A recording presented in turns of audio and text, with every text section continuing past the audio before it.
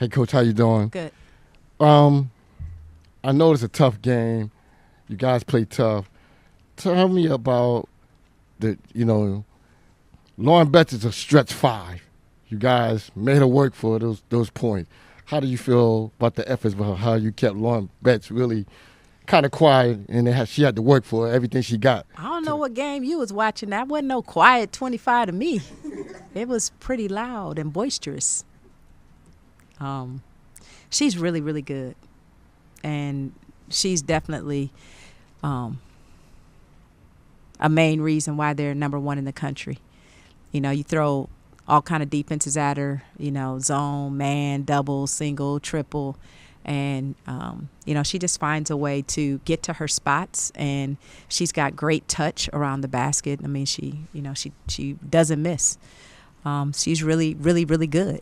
And, I thought we fought as well as we can. Obviously, we had a height disadvantage guarding her.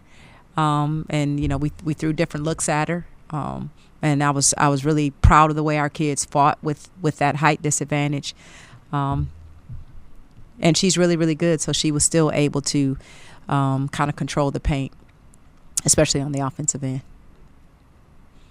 Coach, just to follow up on that, I mean, she's sort of an old school big that stays around the basket, which you don't see much of anymore. Yeah. Can you think, you've been around for a couple of years, a minute. Can you think of other bigs like her that you might have coached against or coached yourself over time? I mean, this is really, really old school, but I mean, you think about, some of the players in the WNBA, when you think about Elisa Leslie, or you think about players like that who, their first impact on the game was, 2 feet from the rim.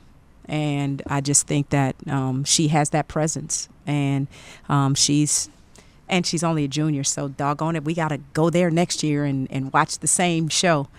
But I think she has a chance to go down as one of the best post players to play in college basketball. So she's really good. Looking at the defense as a whole, they start out on a quick run, go to a zone, and then it kind of slows down. Then the second quarter, they kind of find their spot again. What do you think of the full 40 minutes of defense as a whole?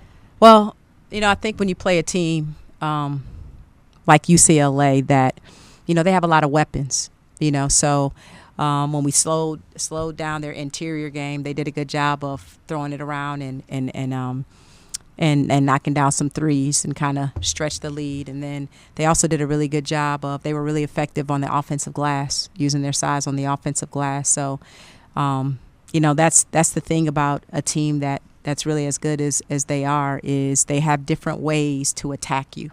And I think we saw that, at different stretches during the game. Having said that, I thought that we really fought, and we tried to make adjustments to what they were doing, and they worked for a while. And just the fight that we had to continue to compete, against a team that is just that, that they're that deep, they're that talented, and so again, I was proud of the effort that we gave to compete. And Destiny with another double-double tonight, but she sinks three-pointers today. How much has her range improved this season? It's improved tremendously. I think about when she came last year, she wasn't really shooting threes at all. And so, I mean, it's something that she's worked on, she's had in her game, but just to have the confidence now to go out there and to look for them. She actually called the play to get a three.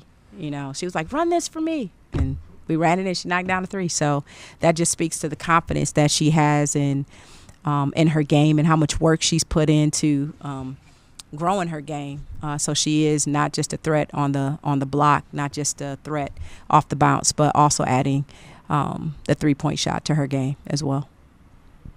Coach, to follow up on that, you just complimented a little bit of Bet's game and, how she contributes on the floor.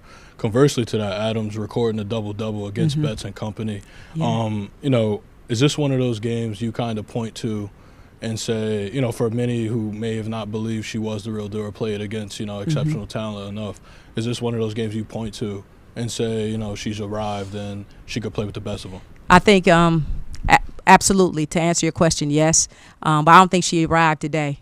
I think, Destiny Adams has shown throughout this whole season that she's one of the best forwards in the country. And she can play against anybody. She can be effective and impactful against anybody. And what she has learned to do is how to tailor her game to the defense at hand. So tonight, as Joey mentioned, she playing against 6'7" Lauren Betts. Let me take my game out to the perimeter. Let me take my game out and go off the bounce a little bit more. That speaks to her maturity. That speaks to her confidence. That speaks to the growth of her game. And she still manages to come away with 14 rebounds against, one of the tallest teams in the country. She's a competitor. She's a fighter. And, I hope people that watch the game can see that when you watch her play. You see all those things that's going to make her, I think, impactful on the next level. I think Coach JoJo Lacy, another double-digit performance. How important has her being more of a reliable scorer been to this team, and then how have you seen her mesh with this team through her first couple games here? Yeah, I think that's one of the things that we're continuing to fight for is having a balanced scoring attack, and it's coming a little slower than we would like, but seeing the way that JoJo has progressed over the course of conference play is important, and we want to continue to get that balanced attack and get more people joining the party, so to speak, along with Destiny and Keomi and JoJo, and having a reliable and consistent attack that has a little bit more breadth to it than we've seen so far.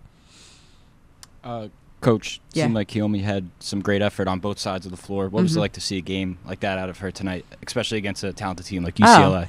It's great to see it. Not surprised at all. Keomi is a incredibly talented player, and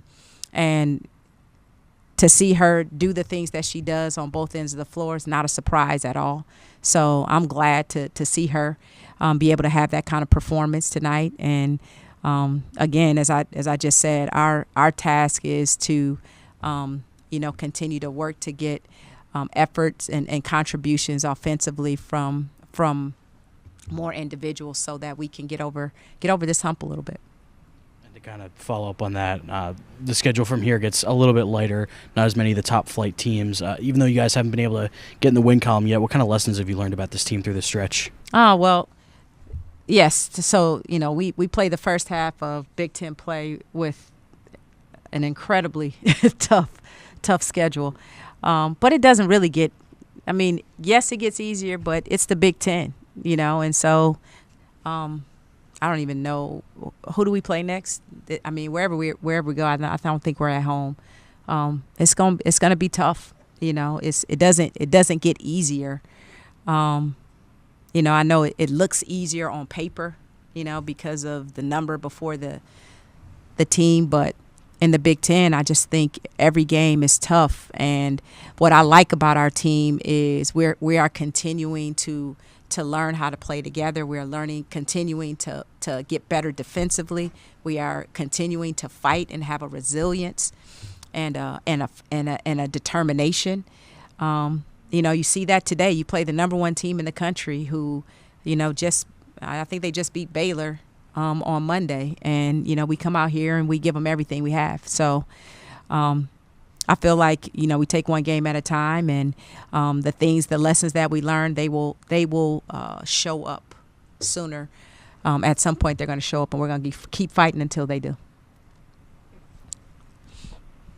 Coach Antonio Burnett from a BME podcast. Wanted to ask you mentioned in the Big Ten with all the competition, what do you say is the biggest lesson that you feel that you've learned about your team in this Big Ten competition so far? Well, I think that the biggest thing about the Big Ten to me is it's a scoring conference. Like, you got to score points to win games.